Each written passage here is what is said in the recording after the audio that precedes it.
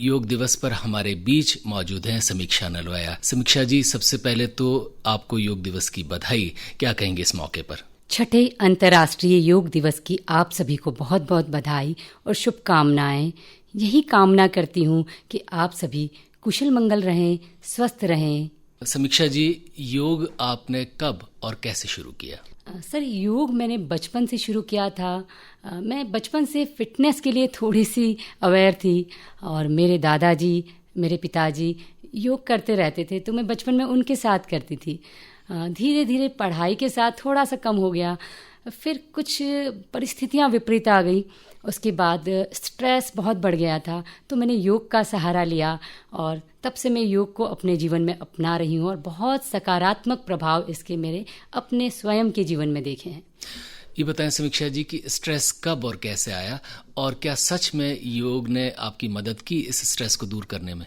जी, जब मैं पढ़ाई कर रही थी और मेरे पिताजी की डेथ हो गई थी, एक्सीडेंटल डेथ, और मम्मी को भी मानसिक रूप से उनका संतुलन बिगड़ चुका था। मेरे भैया बाहर रहते थे और वो भी पढ़ाई कर रहे थे, तो सभी तरफ से स्ट्रेस थी। मैं अकेली मम्मी के साथ रहती थी उनको संभालने के लिए। तब मुझे लगा कि मुझे योग को अपने जीवन में अपनाना होगा और तब से मैंने योग का सहारा लिया। मेरा सब्जेक्ट क्योंकि साइंस था, तो तब भी मैं पूरी तरह सेटिस्फाइड नहीं, लेकिन उस सब्जेक्ट को लेकर सेटिस्फाइड नहीं थी।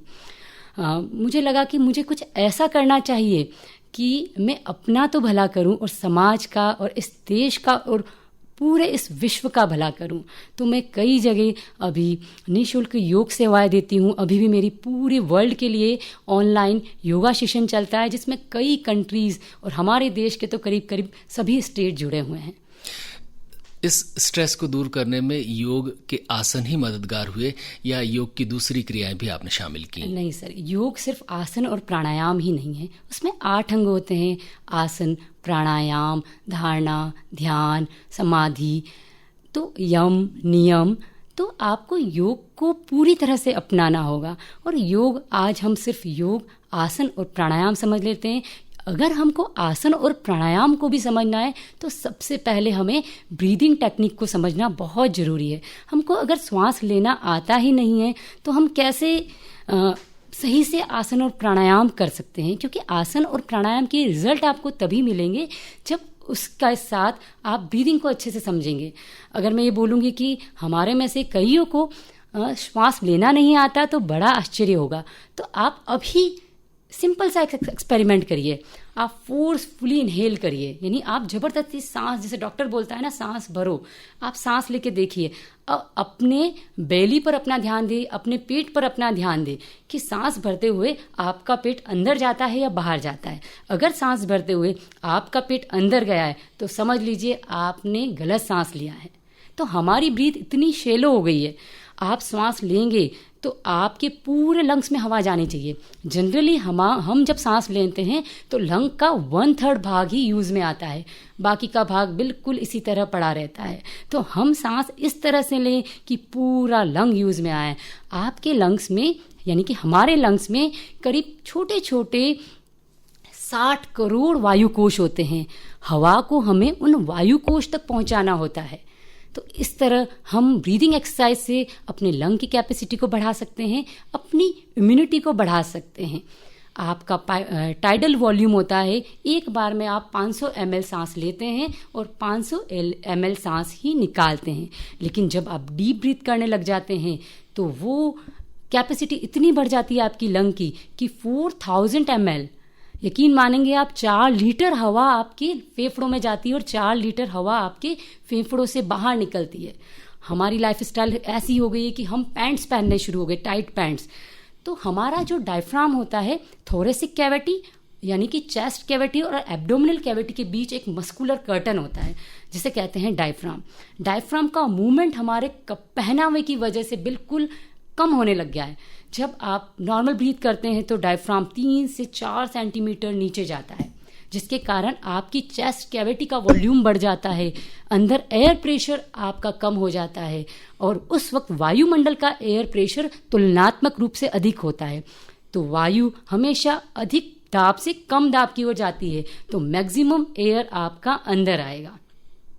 अब आप जब सांस छोड़ रहे हैं तो आपका डायफ्राम फिर से ऊपर आ जाएगा, तब आपकी चेस्ट कैविटी का वॉल्यूम कम हो जाएगा, अंदर लंग्स का एयर प्रेशर बढ़ जाएगा और मैक्सिमम कार्बन डाइऑक्साइड बाहर निकलेगी। और डायफ्राम का मूवमेंट जब आप डीप ब्रीथ करते हैं, जनरली आपका डायफ्राम नीचे की तरफ जब आप सांस भरते हैं तो 3-4 सेंटीमीटर जाता है और स्ट्रेस में तो सिर्फ 1 सेंटीमीटर, लेकिन जब आप डीप ब्रीथ करते हैं तो वो करीब 7-8 सेंटीमीटर नीचे जाता है।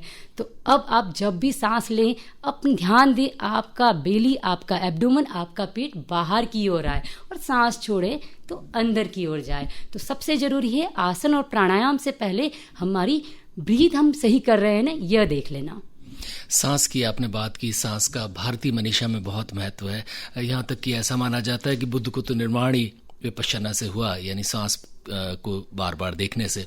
थोड़ा सा बताएं समीक्षा जी कि सांस जो व्यक्ति योग नहीं कर पा रहा है, आसन नहीं कर पा रहा है, वो सांस को लेकर जैसा आपने जिक्र किया, क्या क्या कुछ दैनिक जीवन में सामान्य तौर पर कर सके जिसका उसे लाभ मिले? बिल्कुल सर, वो अगर आसन प्राणायाम नहीं कर रहा है, अपनी दिनचर्या में सिर्फ कुछ बार आप सवेरे कर सकते हैं, दिन में कर सकते हैं। एक सिंपल सी ब्रीदिंग करनी है, उसको डायफ्रेमिक ब्रीदिंग, जैसे उदरीय श्वसन या एब्डोमिनल ब्रीदिंग कहते हैं, या वशिष्ठ प्राणायाम आप कह सकते हैं उसे।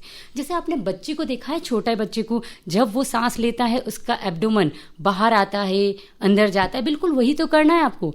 सिंपल वे में आप लेट के कर सकते हैं, आप बैठ के कर सकते हैं। सांस आपको आपकी नाक से लेना है और निकालते वक्त मुंह से निकालना है, और मुंह से उस तरह से निकालें जैसे मोमबत्ती को आप बुझा रहे हैं। तो आप जब सांस लेंगे, पेट आपका मैक्सिमम बाहर जाएगा, डायफ्राम आपका मैक्सिमम नीचे जाएगा, और वही जो मैंने बताया कि चेस्ट कैविटी का वॉल्यूम बढ़ेगा, मैक्सिमम एयर आपके लंग्स में आएगी। ये सांस आप बता रही हैं, लेने और वापस निकालने की प्रक्रिया तो बताई, क्या इस प्रक्रिया में सांस को रोका भी जाना है या उसी वक्त उसको तुरंत निकाल देना है? बिल्कुल, प्राणायाम का मतलब ही कुंभक, होल्डिंग या रिटेंशन। सांस को ब्लड प्रेशर वाले पेशेंट भी रोक सकते हैं, हार्ट पेशेंट भी रोक सकते हैं, वही तो प्राणायाम हो गया। अभी तो हम ब्रीदिंग एक्सरसाइज कर रहे हैं, यानी हमारी श्वास की क्रिया को गहरा और लंबा कर रहे हैं। और जब प्राणायाम की बात आ जाती है तो वो अनुभव के साथ चलता है, यानी सेंसेशन के साथ वो ब्रेन में मैसेज पहुंचाएगा। इस तरह से जब आप डीप ब्रीथ करने लग जाते हैं तो आप अपनी लाइफ स्पान को अपने आप ही बढ़ा देंगे। सिंपल से एक एग्जाम्पल से हम समझ लेते हैं कि हमारी ब्रीदिंग रेट रहती है, एक मनुष्य की श्वसन दर रहती है 1 मिनट में 16 से 18 बार, और भारतीय मनुष्य की औसत आयु है शायद 60 to 70 ईयर्स। व्हेल फिश और टर्टल की ब्रीदिंग रेट रहती है 3 से 4 1 मिनट में, और उनकी लाइफ स्पान सबको पता है 100 साल। कुत्ता, बिल्ली, चूहा, इनकी ब्रीदिंग रेट रहती है 30 to 40, और इनकी लाइफ स्पान सबको पता है कि 10 से 15 साल से ज़्यादा वो नहीं जी सकते। तो अब आप देख लीजिए, आपको 100 साल जीना है तो अपनी ब्रीदिंग रेट को कम करना है। ऐसा नहीं कि ज़्यादा मैं सांस लूँगा तो ज़्यादा ऑक्सीजन आएगी। जितना लंबा और गहरा कर सकते हैं उतना करें। ये ब्रीथ आपके हार्ट पर भी बहुत अच्छा इफेक्ट डालता है, ब्रीथ आपके लंग्स पे भी इफेक्ट डालता है। नहीं, जितने सिस्टम है, जब तक आप ऑक्सीजन पूरी नहीं लेंगे तो आप सोचिए पूरे ऑर्गन काम कैसे करेंगे। सभी ऑर्गन को काम करने के लिए उनके अंदर रिएक्शंस होती है, केमिकल रिएक्शन। तो ऑक्सीजन नहीं मिलेगा तो काम होगा ही नहीं आपका। फिर धीरे धीरे थकते हुए हर एक ऑर्गन अपना मतलब कि वो दिखाना शुरू करेगा नेगेटिव इफेक्ट। कभी आपके कहाँ दर्द हो रहा है, कहाँ क्या साइड इफेक्ट आ रहा है, आपको नहीं पता। बहुत सारे लोग ऐसे, महिलाएं भी बहुत सारी हाइपरटेंशन से पीड़ित होती हैं, बहुत सारे लोगों को ब्लड प्रेशर की शिकायत होती है और हृदय संबंधी दिक्कतें भी होती है। उनके लिए भी क्या ब्रीदिंग की एक्सरसाइज काम की होती हैं? बिल्कुल सर, ब्रीदिंग की एक्सरसाइज बहुत काम की होती है। और प्राणायाम में मैं कहना चाहूँगी सर कि प्राणायाम में सबसे अच्छा प्राणायाम हृदय के लिए स्पेशली भस्त्रिका प्राणायाम। शायद हमारे ऋषि मुनियों ने बहुत पहले सोचा होगा कि हम हमारे हृदय को कैसे स्वस्थ रखें। सर, सबसे बेस्ट हार्ट होता है एथलीट का हार्ट। क्यों उसे बेस्ट हार्ट कहा जाता है? क्योंकि हार्ट करता है, पूरे शरीर को ब्लड पंप करता है, ठीक है। तो हार्ट भी तो एक ऑर्गन है, उसको भी तो प्योर ब्लड चाहिए। तो उसको लेने वाले प्योर ब्लड उसको लाने वाली होती है कोरोनरी आर्टरी। अगर कोरोनरी आर्टरी में ब्लॉकेज आ जाता है, यानी उसमें प्लाक जम जाता है, तो ब्लड पूरा हार्ट को नहीं जाएगा। तो हार्ट पूरे शरीर को ब्लड कैसे अच्छे से भेज पाएगा? तो एथलीट का हार्ट में कोई ब्लॉकेज नहीं होता है, तो वो हार्ट सबसे बेस्ट होता है। अब वो कैसे बनता है? हमारी हृदय की धड़कन रहती है 1 मिनट में 72 बार, और एथलीट जब भागता है उसकी हृदय की धड़कन हो जाती है 150, 180, 200 पर मिनट। लेकिन जब वो रेस्टिंग फेज में आता है, जब वो रिलैक्स करता है, तो उसके हार्ट रेट उसकी हो जाती है 50 to 60। यही तो हमको चाहिए। तो भस्त्रिका प्राणायाम में यही तो होता है, सांस लेना है, सांस छोड़ना है, सांस लेना है, सांस छोड़ना है। लेकिन हार्ट पेशेंट को धीरे धीरे करना है, करना जरूर है। उनके ब्लड प्रेशर वालों को नहीं, ऐसा नहीं कि नहीं करना है, उनको करना है, लेकिन धीरे धीरे करना है। मतलब कि हार्ट की पंपिंग को आप जितना 72 से कम कर दोगे रिलैक्स में, आपका हार्ट अपने आप ही उतना हेल्दी हो जाएगा। आज हमारे बीच हैं अंतर्राष्ट्रीय योग दिवस पर समीक्षा नलवै। समीक्षा जी, हमने कुछ बातें प्राणायाम की और अब आते हैं आसन पर। बताएं कि आसन आमतौर पर बहुत सारे लोग आजकल योग आसन करते हैं, कुछ लोग घर में भी करते हैं, कुछ समय निकाल कर अपने हिसाब से करते हैं। तो आसन की क्या व्यवस्था है और आदमी अपने हिसाब से घर में कर लेते हैं, क्या उनका भी उतना ही प्रभाव पड़ता है जितना सीखे सिखाए आसन का पड़ता है? जी सर, कई लोग आपने देखा होगा बरसों से प्राणायाम भी कर रहे हैं और आसन भी कर रहे हैं, लेकिन उन दोनों का तरीका वो बहुत गलत लेते हैं। आप जनरली देखते हैं कि 1 घंटे का योगा सेशन होता है, योगा क्लास होता है, 1 घंटे में आप 10, 15, 20 आसन करा लेते हैं। अब आसन का ये नियम है, सबसे पहले तो श्वासों की सजगता के साथ होता है। जब तक आप अपने श्वासों पर ध्यान नहीं देंगे, जनरली क्लासेस में देखा जाता है कि काउंटिंग करते 1, 2, 3 और वो होल्ड करते हैं। आपको ध्यान आपके श्वासों पर देना है आसन में, और जितना होल्डिंग के साथ करेंगे उतना आपके लिए वो आसन उतने सकारात्मक प्रभाव देगा। वही प्राणायाम में भी है, जितना धीरे धीरे सांस लेंगे, सांस छोड़ेंगे, तो वो आपका उतना ज़्यादा प्रभावी रहेगा। और सबसे ज़्यादा अच्छा है कि आप किसी योगा इंस्ट्रक्टर की देखें। आप यूट्यूब पर या सोशल मीडिया में देखकर आसन करेंगे तो फिर भी आसन तो एक बार आप गलत भी करते हैं तो शरीर माफ़ कर देता है, लेकिन प्राणायाम आप गलत करते हैं, यानी अपने सांसों के साथ आप खिलवाड़ कर रहे हैं, अगर आप गलत कर रहे हैं तो आपका शरीर आपको कभी माफ़ ही नहीं करेगा। वे लोग जो आसन करना चाहते हैं या कर रहे हैं, क्या उन्हें ये नियमित करना चाहिए? अगर नियमित करें तो कितनी अवधि इन्हें प्रतिदिन देनी चाहिए? बिल्कुल सर, आसन जैसे आपको खाना रोज चाहिए, जैसे आपको हवा रोज चाहिए, जैसे आपको पानी रोज चाहिए, तो आपको आसन और प्राणायाम को भी नित्य प्रतिदिन करना चाहिए। आप खाली पेट करना चाहिए। खाली पेट का कि बोलते हैं कि जनरली 3-4 घंटे बाद आपको खाने के करना चाहिए, लेकिन मैं ये नहीं मानती। मैं ये मानती हूँ कि आपने आहार क्या लिया है। अगर आपने गरिष्ठ भोजन किया है तो आपके स्टमक में एक फूड रहता है करीब 6 से 7 या 8 घंटे। आपने खाया क्या उस पर डिपेंड करता है। आपने बिल्कुल लाइट फूड लिया है तो 2-3 घंटे में ही स्टमक से इंटेस्टाइन में चला जाएगा। तो जनरली कहते हैं कि 3-4 घंटे बाद आसन और प्राणायाम करना चाहिए। आप सवेरे करें, शाम को करें, लेकिन भूखे पेट करें। सवेरे उठते ही आप ब्रह्म मुहूर्त में करें, सूर्योदय के 1.5 घंटे पहले करें, क्योंकि तब आपके एटमॉस्फेयर में, आपके वायुमंडल में नेगेटिव आयंस बहुत होते हैं जो आपके शरीर के अंदर के फ्री रेडिकल को रिमूव करते हैं। और फ्री रेडिकल हमारे खान पान के कारण, हमारी लाइफस्टाइल के कारण शरीर में बनते रहते हैं, और वो क्या काम है उनका, वो फ्रीली मूव करते हैं और हर ऑर्गन में जाते हैं। कोई भी रिएक्शन होती है उसके साथ उसमें व्यवधान पैदा करते हैं। तो फ्री रेडिकल को रिमूव करना है तो आप ब्रह्म मुहूर्त में या सवेरे आप जितना अच्छा आसन कर सकते हैं। और मैं मानती हूँ कि अभी इस विपदा की परिस्थिति में आप आसन धूप में करें तो ज़्यादा अच्छा है। आप करीब आधा घंटे धूप में बैठना बहुत जरूरी है। मैं ये बताना चाहती हूँ इस समय कि लेकिन बहुत सारे लोगों की समस्या गोरा रंग काला ना हो जाए। सर, बिल्कुल ये बिल्कुल गलत है कि ऐसे आपको प्रकृति, आपको भगवान ने जो दिया है वो कहीं नहीं जाएगा, आपसे कोई नहीं छीनेगा। देखो सर, अगर आप धूप में रहते हैं, कहते हैं कि धूप से विटामिन डी मिलता है, धूप से विटामिन डी नहीं मिलता है। सूर्य की किरणें जब आपके स्किन पर, आपकी त्वचा पर गिरती है, कुछ केमिकल रिएक्शन होती है, फिर लीवर में जाता है, फिर किडनी में जाता है, फिर आपका बनता है active vitamin D3। Active vitamin D3 क्या करेगा, आपके शरीर में बहुत सारी आर्मी है, सेना है, जिसे कहते हैं इम्यून सेल।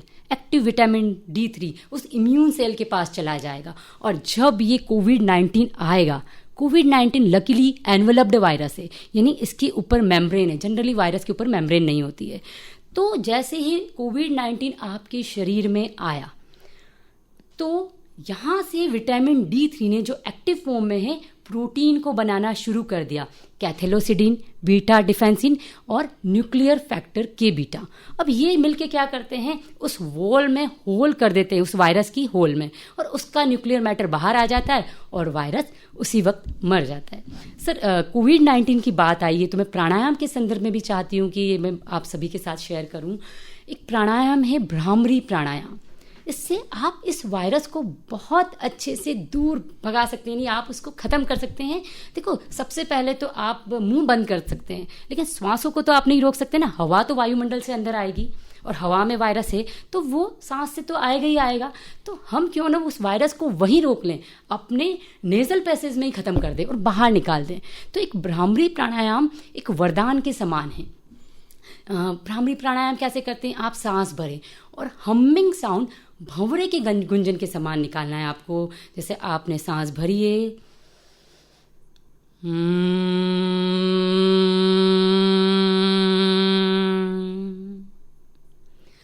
हमिंग साउंड से क्या हुआ, आपकी नाक में पेरानेजल साइनस होते हैं। जब भी नाक से सांस लेते हैं ना तो वहाँ नाइट्रिक ऑक्साइड एक गैस बनती है, और जब आप हमिंग साउंड कर रहे हैं तो वो नाइट्रिक ऑक्साइड का प्रोडक्शन कई गुना बढ़ जाता है। नाइट्रिक ऑक्साइड आपकी नाक में बहुत सारे सीलिया होते हैं, उसको बहुत अच्छे से मोबाइल यानी गतिशीलता लाता है। जितना अच्छे से वो गतिशीलता होता है वो आपके बैक्टीरिया को, आपके जर्म्स को, वो वायरस को बाहर पकड़ के बाहर फेंक देता है। और नाइट्रिक ऑक्साइड की क्वालिटी होती है वो एंटी बैक्टीरियल, एंटी फंगल और एंटीवायरल होती है। जी हाँ, एंटीवायरल यानी इस वायरस को ख़त्म करने के लिए बहुत अच्छी है। और अगर नाइट्रिक ऑक्साइड आपके फेफड़ों, अगर नहीं वो जाती ही है नाइट्रिक ऑक्साइड क्योंकि बन रही है तो आपके फेफड़ों तक तो जाएगी, तो जितने आपकी विंड पाइप है, आपकी लंग्स का पूरा जो पैसेज है, उसके बीच में जितने अवरोध आते हैं ना उसको सब हटा के वो लास्ट आपके बॉटम में लोअर लंग्स में जो वायु कोश है वहाँ तक ऑक्सीजन को ले जाएगी।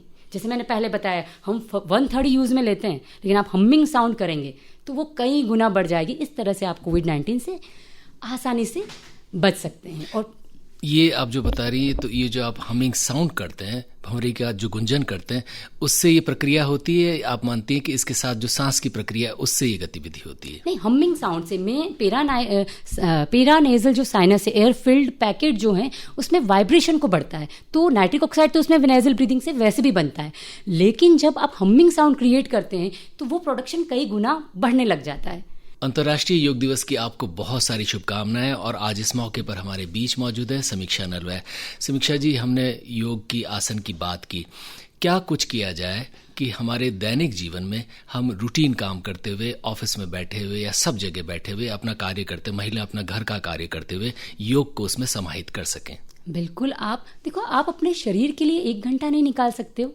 आप जब स्वस्थ रहोगे तो आप अपने ऑफिस के लिए काम कर सकते हो, आप अपने समाज के लिए काम कर सकते हो, आप अपने देश के लिए काम कर सकते हो। देखो, जैसे मैं आसन की बात करती हूँ, मेरा तो फेवरेट आसन है सर्वांग आसन, क्योंकि शीर्षासन सभी नहीं कर सकते हैं। आप दिन भर आपके पैर, आप चेयर पे बैठे हैं, ऑफिस वर्क कर रहे हैं या खड़े हैं, दिन भर आपके पैर नीचे की तरफ लटके रहते हैं। तो हमारा हार्ट होता है, जैसे मैंने बताया, पूरे शरीर में ब्लड को भेजता है, पंप करता है, ठीक है, प्योर ब्लड को भेज रहा है। नीचे की तरफ एक, पृथ्वी के नीचे एक बल होता है, ग्रेविटेशनल फोर्स, गुरुत्वाकर्षण बल, वो आराम से ब्लड को नीचे खींच रहा है। हम बॉल भी एक फेंकते हैं, नीचे जाती है ना आराम से, तो वो फोर्स नीचे खींचती है उस बॉल को। तो ग्रेविटेशनल फोर्स के कारण वो ब्लड नीचे की तरफ आराम से जा रहा है, लेकिन उससे हार्ट के ऊपर भी जाना है। ऊपर तो हमारा सुप्रीम कमांडर बैठा है, हमारा मस्तिष्क बैठा है। अगर मस्तिष्क अच्छे से काम नहीं करेगा तो वो ऑर्डर कैसे देगा कि हार्ट आप अच्छे से काम करो, लंग्स करो, यानी सभी को वो ऑर्डर देता है। तो वो अच्छे से काम करेगा, यानी आपके ब्रेन में ब्लड बहुत अच्छे से जाना चाहिए।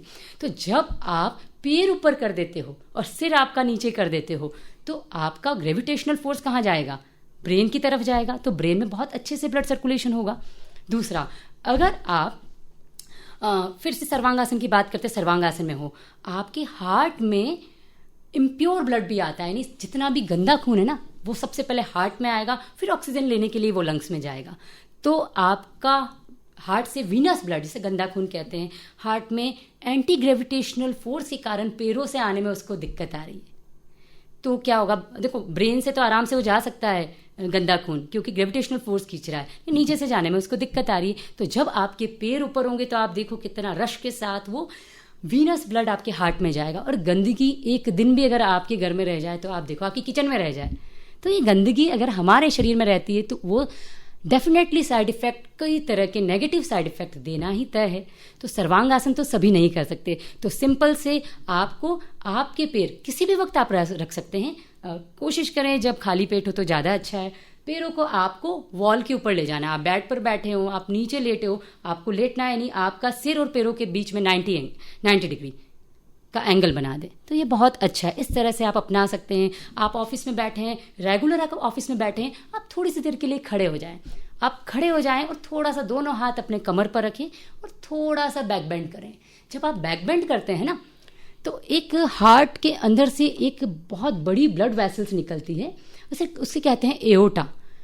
एओर्टा फिर छोटी छोटी ब्रांचेज में बदल जाती है, जिसे आर्टरीज कहते हैं। जब आप बैक बेंड करते हैं तो एओर्टा या एट्रियल, जितनी भी आर्टरी जिसे कहते हैं, एट्रियल वेसल्स में स्टिफनेस कम आती है, वो एकदम रिलैक्स होती है। आप देखो ऑटोमेटिकली कुछ देर बाद आप अंगड़ाई लेने लग जाते हो, तो ये रीज़न है कि आपकी एओर्टा आपके बैक के पीछे स्थित होती है।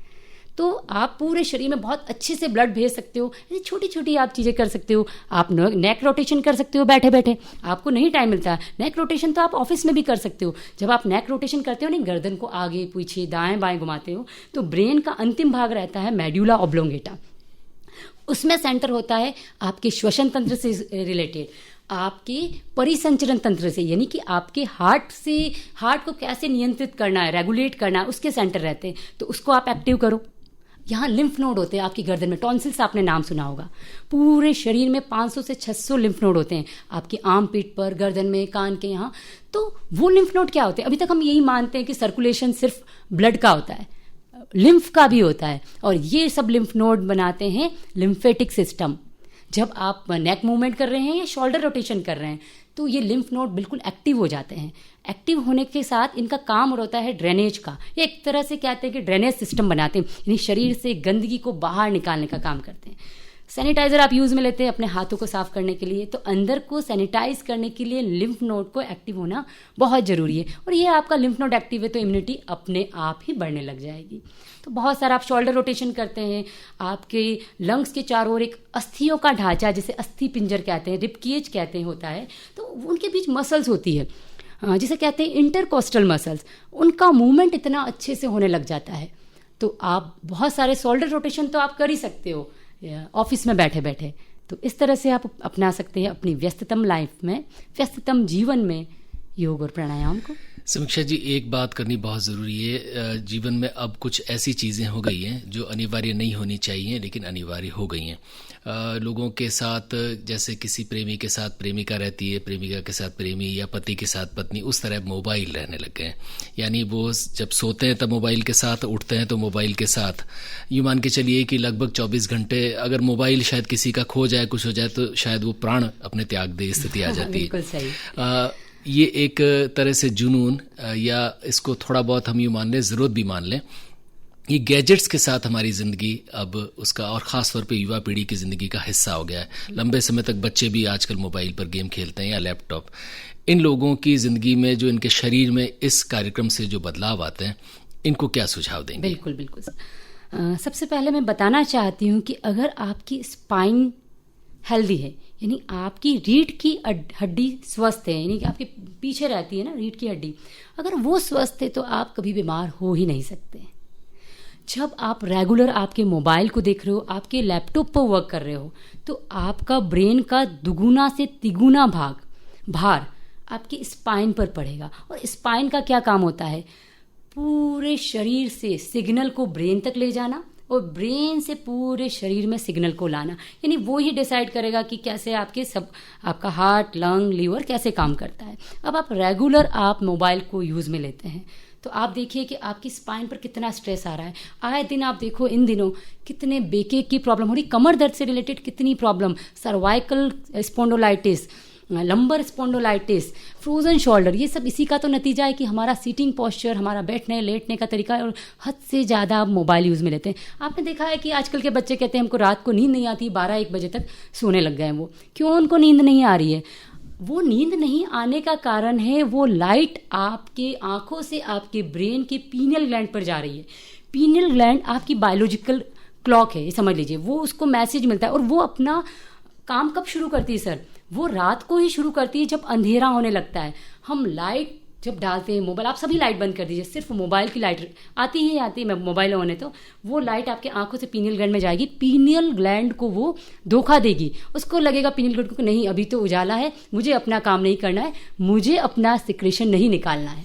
तो अगर आप लाइट, आप धीरे धीरे, बच्चे बोलते हैं ना कि हमको नींद ही नहीं आती, आप आदत तो डालिए। अब जब आप लाइट बंद करेंगे तब आपकी पीनियल ग्लैंड एक्टिव होगी और तब आपको अपने आप ही नींद आने लग जाएगी। तो वो तो आपको खुद ये कि थोड़ा सा पेरेंट्स को थोड़ा स्ट्रिक्ट होना पड़ेगा उस मामले में कि उनको जितना दूर रखेंगे, उनको एक बार आसन और प्राणायाम में उतार के तो देखिए, जब उसके सकारात्मक परिणाम उनको मिलेंगे तो अपने आप ही सब कुछ छूटने लग जाएगा। अंतर्राष्ट्रीय योग दिवस पर आज रेडियो लेक सिटी में हम बातें कर रहे हैं समीक्षा नलवैया से। समीक्षा जी, हमने बहुत सारी बातें की, बहुत सारे सुझाव दिए।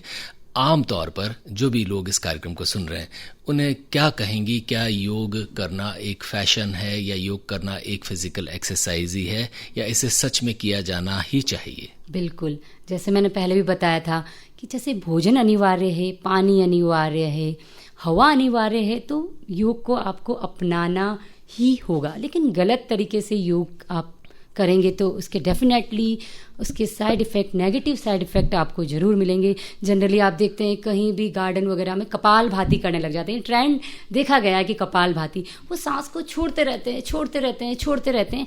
आप इतना एक्टिव एक्सलेशन करेंगे तो क्या वो शरीर के लिए हानिकारक नहीं है?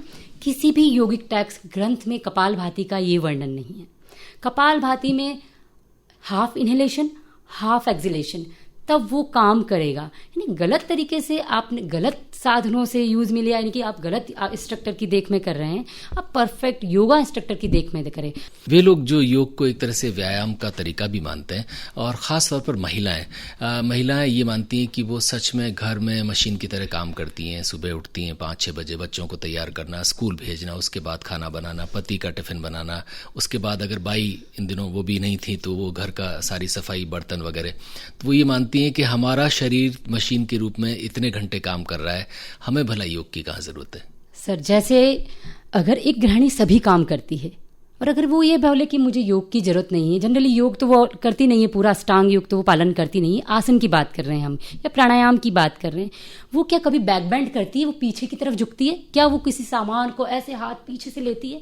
योगा आसन में सभी तरह के पोस्चर आते हैं, बैक बैंड, फॉरवर्ड बैंड। वो इसलिए आपको, जैसे मैंने बताया, बैक बैंड आपके एओर्टा को कितना अच्छा रिलैक्स्ड वे में काम कराएगा। प्राणायाम में भी यही है। आसन और प्राणायाम श्वासों की सजगता के साथ करते हैं। वो तो घर का काम कर रही है सिर्फ, जब तक श्वासों का संबंध उनके साथ नहीं होगा रिजल्ट आ ही नहीं सकते।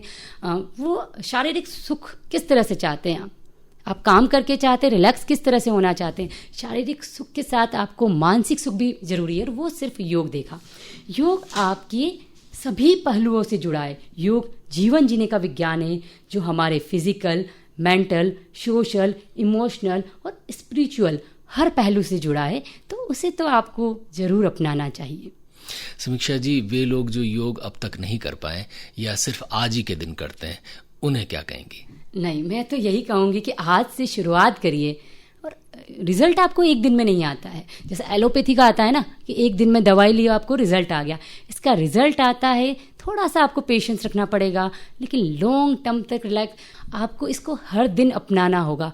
योग एक दिन अपनाने की चीज़ नहीं है, इसे आपकी रोज की दिनचर्या का एक हिस्सा बनाना होगा। धीरे धीरे जब आप करने लग जाते हैं ना तो आप इससे छूट नहीं पाते, एडिक्ट हो जाते हैं इसके। तो एक बार थोड़ा सा धैर्य रखें।